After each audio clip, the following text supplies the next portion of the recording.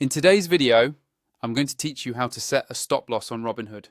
Whether you're new to investing or just looking to better protect your positions, placing a stop loss order can be an essential way to help manage your risk.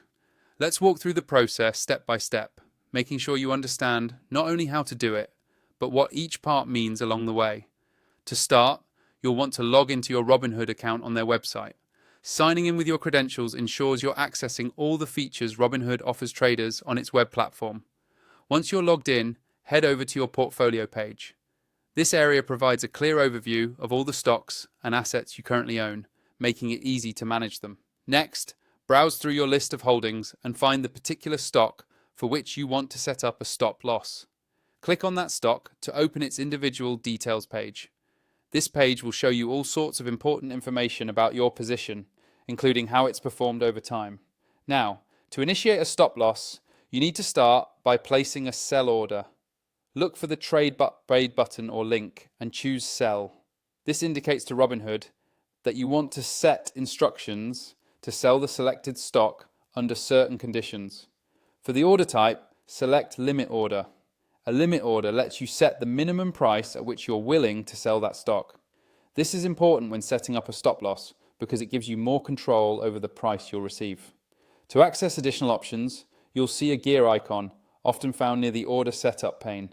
Click on that gear to open the advanced options menu. Here's where you'll be able to fine-tune your order. Inside advanced options, set the order type to stop loss. What this does is prompt Robinhood to initiate a sell order automatically if your stock price drops to a specific level, helping protect you from significant losses.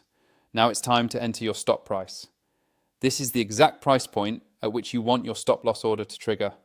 Decide carefully, keeping in mind your risk tolerance and investment strategy. Next, set your limit price. This is the lowest amount you're willing to accept for your stock if the stop price is reached. By setting both a stop and limit price, you help ensure you're not selling for less than you're comfortable with, even in a fast-moving market. Once all the details are filled out, take a moment to review everything.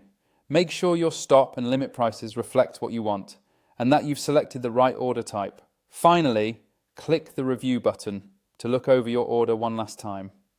If everything looks good, go ahead and click Submit to place your stop loss order. And that's it. Setting up a stop loss on Robinhood is a straightforward way to help manage risk in your portfolio.